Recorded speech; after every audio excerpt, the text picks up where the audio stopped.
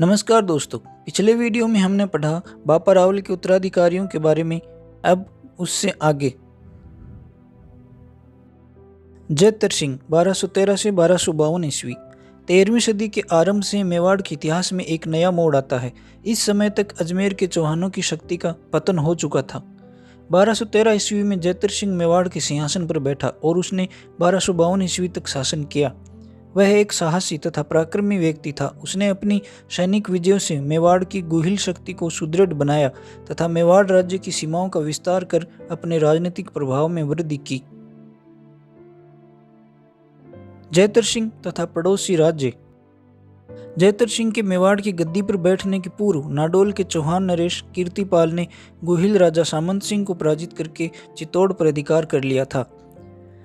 जैतर सिंह ने इस पराजय का बदला लेने तथा आसपास के राज्यों पर मेवाड़ का प्रभाव बढ़ाने का निश्चय किया और अपने समकालीन चौहान वंशीय शासक उदय सिंह के नाडोल राज्य पर आक्रमण कर दिया।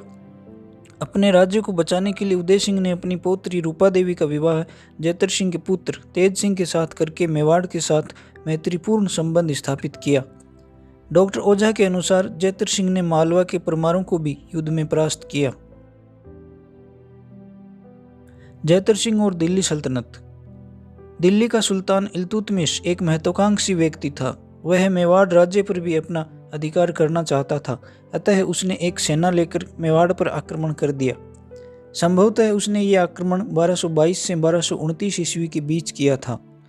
मुस्लिम सेना मेवाड़ की राजधानी नागदा तक पहुंच गई।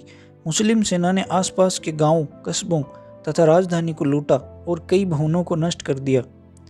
जैतर सिंह ने छापामार युद्ध पद्धति से स्थान स्थान पर मुस्लिम सेना का मुकाबला किया तथा मुस्लिम सेना को वापस लौटने पर विवश कर दिया। चीरवा तथा घाघसे के अभिलेखों में लिखा है कि मलेच्छों का स्वामी भी जैतर सिंह का मान मर्दन न कर सका। इससे स्पष्ट है कि इल्तुतमिश को मेवाड़ में स्थायी सफलता नहीं मिल सकी। जय सिंह सूरी ने अपनी रचना हमीर मदमर्दन में लिखा है कि गुजरात के वीर धवल के सेना सहित मेवाड़ की सहायता को आने की अफवाह से तुरक भाग खड़े हुए, परंतु डॉक्टर गोपीनाथ शर्मा इस कथन को स्वीकार नहीं करते। डॉक्टर ओझा तथा डॉक्टर दशरथ शर्मा का कथन है कि जैतर सिंह के प्रबल प्रतिरोध के कारण ही तुर्कों को मेवाड़ से वापस लौटना पड़ा था। सिंध की सेना से संघर्ष। सिंध के शासक नासरुद्दीन कुबाचा ने 1223 ईस्वी में अपने एक सेनापति खबास खां को गुजरात पर आक्रमण करने के लिए भेजा।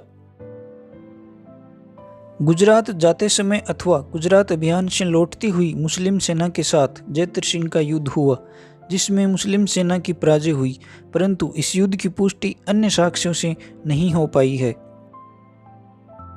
दिल्ली सुल्तान नासिरुद्दीन से संघर्ष। जैतर सिंह को अपने शासन के अंतिम दिनों में दिल्ली के सुल्तान नासिरुद्दीन के आक्रमण का सामना करना पड़ा। फरिश्ता के अनुसार सुल्तान ने अपने भाई जलालुद्दीन को कन्नौज से दिल्ली बुलाया। जलालुद्दीन को इस निमंत्रण के पीछे अपने प्राणों का भय लगा और वह अपने साथियों सहित चित्तौड़ के आसपास की पहाड़ियों में जा छिपा। इस पर सुल्तान ने उसका पीछा किया। 8 महीने के प्रयास के बाद भी जब सुल्तान अपने ध्येय में सफल नहीं हो पाया तो वह वापस दिल्ली लौट गया। संभव है कि इस अवसर पर जैतर सिंह के बड़े प्रतिरोध के कारण सुल्तान को काफी कठिनाइयों का सामना करना पड़ा हो और अंत में वह वापस लौटने के लिए विवश हो गया हो। फरिश्ता ने इस सैनिक अभियान का समय 1248 ईस्वी के आसपास बताया है। डॉक्टर गोपीनाथ शर्मा का कथन है कि संभव है कि जैतर सिंह की सुरक्षा पाकर जलालुद्दीन सुल्तान के हाथ न आ सका हो और उसकी सेना को जैतर सिंह ने पूर्ववत धकेल देने में सफलता प्राप्त की हो। जैतर सिंह का मूल्यांकन। जैतर सिंह मेवाड़ का एक योग्य और पराक्रमी शासक था। उसने मेवाड़ के प्रमुख केंद्र आहड़ को चालुक्यों से मुक्त किया। उसने मेवाड़ राज्य की सीमाओं का विस्तार किया तथा संपूर्ण मेवाड़, बागड़, कोटड़ा आदि भागों को अपने कब्जे में या अपने राज्य के अंतर्गत सम्मिलित किया। उसने चित्तौड़ दुर्ग की सामरिक उपयोगिता को समझकर उसकी सुरक्षा के लिए प्राचीरों का निर्माण करवाया। वह विद्वानों एवं कलाकारों का आश्रयदाता था। डॉक्टर ओझा लिखते हैं कि दिल्ली के गुलाम सुल्तानों के समय में मेवाड़ के राजाओं में सबसे प्रतापी राजा जैतर सिंह हुआ, जिसकी वीरता की प्रशंसा उसके विपक्षियों ने भी की है। डॉक्टर दशरथ शर्मा का कथन है कि मध्यकालीन मेवाड़ के इतिहास में जैतर सिंह का शासनकाल एक शानदार युग माना जाता है। तेज सिंह। जैतर सिंह के बाद 1252 ईस्वी में उसका पुत्र तेज सिंह मेवाड़ की गद्दी पर बैठा। वह भी अपने पिता के समान योग्य और पराक्रमी शासक था। तेज सिंह को गद्दी पर बैठते ही धोलका के राजा वीर धवल के आक्रमण का सामना करना पड़ा। बघेल सेनाओं ने मेवाड़ राज्य में काफ़ी लूटमार की, परंतु तेज सिंह उनका सामना करता रहा और मेवाड़ राज्य के किसी भूभाग पर बघेल अधिकार न कर सके। अंत में गुजरात की सेना को बिना किसी प्रादेशिक लाभ के वापस लौटना पड़ा और तेज सिंह पूर्ववत मेवाड़ का शासक बना रहा। 1253-54 ईस्वी में बलबन ने चित्तौड़ पर आक्रमण किया, परंतु उसे असफल होकर वापस लौटना पड़ा। तेज सिंह ने 1252 ईस्वी से 1267 ईस्वी तक स्वयं को परम भट्टारक महाराजाधिराज परमेश्वर के विरुद्ध से विभूषित किया था। तेज सिंह साहित्य तथा कला का संरक्षक भी था। उसकी रानी जयतल्ला देवी ने चित्तौड़ में श्याम पार्श्वनाथ के मंदिर का निर्माण करवाया था। तेज सिंह के शासन के बारे में अभिलेख तथा श्रावक प्रतिक्रमण सूत्र चूर्णी पुस्तक सहायक है। समर सिंह। तेज सिंह की मृत्यु के पश्चात उसका पुत्र समर सिंह 1267 ईस्वी में मेवाड़ की गद्दी पर बैठा तथा 1302 ईस्वी तक शासन किया। कुंभलगढ़ प्रशस्ति, आबू शिलालेख, चिरवे के लेख तथा साहित्यिक रचनाओं के आधार पर उसे अपने समय का एक योग्य और शक्तिशाली शासक माना जा सकता है। 1299 ईस्वी में अलाउद्दीन खिलजी ने उलूग खां तथा नुसरत खां को गुजरात पर आक्रमण करने के लिए भेजा। दोनों सेनापतियों की संयुक्त सेनाएं चित्तौड़ क्षेत्र से आगे बढ़ी तथा बनास नदी को पार कर मडोसा के दुर्ग पर अधिकार कर लिया। रतनप्रभ सूरी ने जैन ग्रंथ तीर्थकल्प में लिखा है कि समर सिंह ने मुस्लिम सेनापतियों से दंड लेकर उन्हें आगे बढ़ने दिया। इस प्रकार उसने अपनी दूरदर्शिता का परिचय दिया। डॉक्टर गोपीनाथ शर्मा का कथन है कि समर सिंह की सीमा से निकलने के कारण मेवाड़ को इस सैनिक प्रस्थान से हानि की संभावना थी, अतएव उसने उससे दंड लेकर आगे बढ़ने दिया। समर सिंह ने समय पर अपनी शक्ति का प्रदर्शन भी किया और अवसर की आवश्यकता को समझकर मेलजोल की नीति भी अपनाई। आबू के अभिलेख से ज्ञात होता है कि लगभग 1285 ईस्वी में समर सिंह का मुकाबला बलबन के सेनापति से हुआ। समर सिंह एक उदार, धर्म सहिष्णु तथा प्रजावत्सल शासक था। वह सभी धर्मों तथा संप्रदायों के प्रति सहिष्णुतापूर्ण व्यवहार करता था। चिरवे के लेख के अनुसार उसने शिव, विष्णु तथा देवी के मंदिरों का निर्माण करवाया तथा उनके लिए अनुदान का प्रबंध किया। समर सिंह साहित्य तथा कला का संरक्षक भी था। उसके शासनकाल में साहित्य तथा कला की पर्याप्त उन्नति हुई। रतनप्रभ सूरी, पार्श्वचंद्र, वेद शर्मा, शुभचंद्र, भावशंकर आदि उसके समय के प्रसिद्ध विद्वान तथा पदम सिंह, कलहण, करम सिंह, केल सिंह आदि प्रसिद्ध शिल्पकार थे। डॉक्टर गोपीनाथ शर्मा का कथन है कि समर सिंह का लगभग 26 वर्ष का शासनकाल मेवाड़ के प्रतिभा संपन्न कालों में से एक था।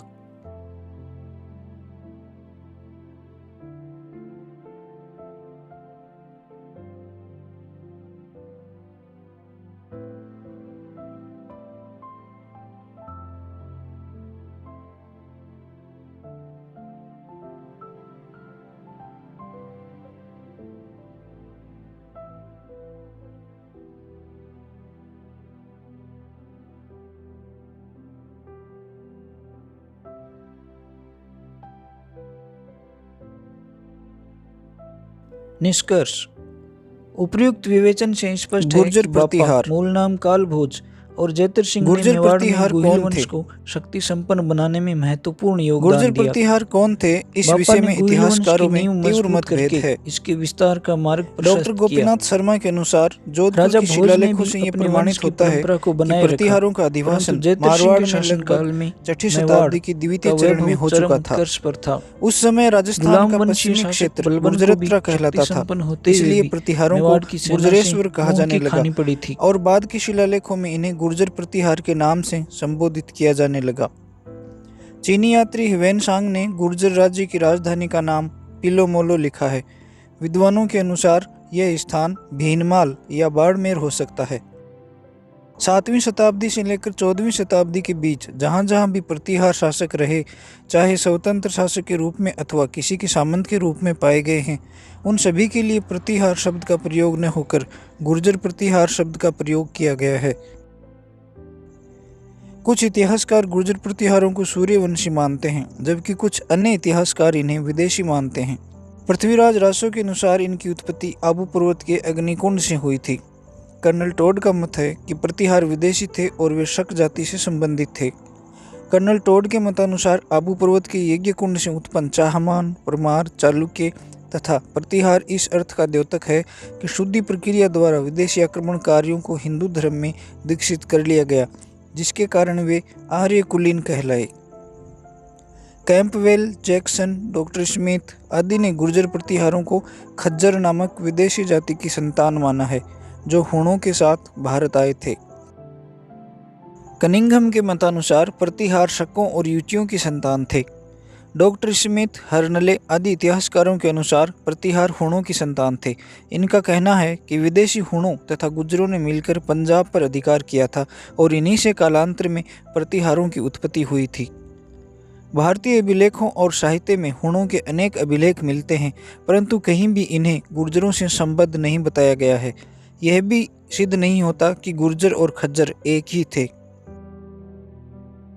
भगवान लाल इंद्र जी ने गुर्जरों को गुर्जर माना है और ये मत प्रकट किया है कि ये लोग कुषाणों के समय में बाहरी प्रदेश से भारत आए थे। गुप्तों के समय में ये लोग राजपुताना, गुजरात और मालवा में उनके सामंतों के रूप में शासन करते रहे थे। गुजरात में रहने के कारण ये शासक गुर्जर कहलाए। बम्बई गजेटियर में भी गुर्जरों को विदेशी माना गया है तथा गुजरात में बसने के कारण उन्हें गुर्जर कहा जाने लगा। डॉक्टर ओझा के अनुसार गुर्जर प्रतिहारों को विदेशी मानना तर्कसंगत नहीं है। उनका कहना है कि गुर्जर जाति का कनिष्क के समय में भारत में आना और गुप्तों के समय में उनका सामंत रहना प्रमाण रहित है। वस्तुतः हर्षचरित्र, पंपा भारत आदि ग्रंथों में आने वाले शब्द गुर्जर और गुर्जरेश्वर आदि शब्दों का प्रयोग गुर्जर देश के राजा या गुर्जर जाति के राजा दोनों के लिए हो सकता है। चूँकि पश्चिमी राजस्थान और गुजरात का क्षेत्र गुर्जरत्र कहलाता था और प्रतिहार वंशी यहाँ के शासक हुए, इसलिए प्रतिहारों को गुर्जर प्रतिहार कहा जाने लगा। राष्ट्रकूट और पाल वंश के शासक प्रतिहारों को गुर्जर प्रतिहार शब्द से ही संबोधित करते थे। डॉक्टर गोपीनाथ शर्मा लिखते हैं कि प्राचीन लेखों के संदर्भ से यही ठीक दिखाई देता है कि गुर्जर शब्द का प्रयोग प्राय देश से ही है। चूँकि प्रतिहारों का प्रारंभिक शासन गुजरात से संबंधित है, अतः इन्हें गुर्जर प्रतिहार कहते हैं। डॉक्टर भंडारकर ने गुर्जर प्रतिहारों को गुर्जर की संतान माना है। उनके मतानुसार गुर्जर विदेशी थे, अतः गुर्जर प्रतिहार भी विदेशी हैं। अपने पक्ष में वे निम्नलिखित तर्क प्रस्तुत करते हैं। पहला है, अरबों और राष्ट्रकूटों ने अपने लेखों में प्रतिहारों को गुर्जर कहा है। दूसरा, जयपुर के प्रतिहार नरेश अपने को गुर्जर प्रतिहार कहते हैं। तीसरा है, गुर्जर विदेशी खज्जर जाति से उत्पन्न थे। खज्जरों की भांति वे भी विदेशी हैं। परंतु डॉक्टर भंडारकर के तर्क निर्बल और असंगत हैं। इनका सफलतापूर्वक खंडन किया जा सकता है। अरबों और राष्ट्रकूटों के पड़ोस में गुर्जरत्रा के प्रतिहार अपने को गुर्जर प्रतिहार कहते थे। इसी आधार पर अरब तथा राष्ट्रकूट कन्नौज के प्रतिहारों को भी गुर्जर प्रतिहार के नाम से पुकारने लगे। कन्नौज के प्रतिहारों से अपनी भिन्नता दिखाने के लिए जयपुर के प्रतिहार अपने को गुर्जर प्रतिहार कहते थे। गुर्जरों को खज्जरों से जोड़ना पूर्ण रूप से काल्पनिक है। इसका आधार केवल उन दोनों नामों की आंशिक समता है। Doctor Ojha, CV Vaidya, doctor Dasharath Sharma, doctor BN Puri, doctor Vishuddhanand Pathak आदि इतिहासकार गुर्जर प्रतिहारों को भारतीय ही मानते हैं। इसका सबसे बड़ा प्रमाण ये है कि कभी कभी ब्राह्मणों को भी गुर्जर ब्राह्मण शब्द से पुकारा गया है। गुर्जर भारतीय थे तथा राजपुताना के किसी भाग में रहते थे। सीवी वैद्य का कथन है कि यदि गुर्जरों अथवा गुर्जरों को एक जाति मान भी लिया जाए तो यह प्रमाणित नहीं होता कि वह विदेशी जाति थी। बल्कि उसका शरीर रचना, रंग रूप तथा सुंदर आकृति के आधार पर प्राचीन वैदिक आर्यों का ही वंशज मानना ठीक होगा। डॉक्टर मजूमदार यद्यपि गुर्जरों को स्पष्टतः आर्य तो नहीं मानते, किंतु ये कहते हैं कि उनका एक कबीला होने से भी उनका विदेशी होना सिद्ध नहीं होता। कोई साधारण जाति 5वीं-6वीं सदियों में यहाँ आकर इतनी जल्दी भारतीय समाज के क्षत्रिय वर्ण में समाविष्ट कर ली जाए कि उसका पुराना कोई नामो निशान भी न बचा हो, यह असंभव प्रतीत होता है। डॉक्टर विशुद्धानंद पाठक का कथन है कि अधिकांश भारतीय विद्वानों ने यह मत प्रतिपादित किया है कि गुर्जर प्रतिहार विदेशी नहीं अपितु प्राचीन भारतीय सूर्यवंशीय क्षत्रिय अथवा ब्राह्मण क्षत्रियों की संतान थे। ग्वालियर के अभिलेख में उज्जैन के प्रतिहारों को अक्षत्रिय कहा गया है। राजशेखर ने महेंद्रपाल प्रतिहार को रघुकुल तिलक अर्थात सूर्यवंशी क्षत्रिय बताया है। चीनी यात्री ह्वेनसांग के अनुसार गुर्जर राज्य की राजधानी पिल्लोमोलो भीनमाल थी तथा उनका राजा क्षत्रिय था।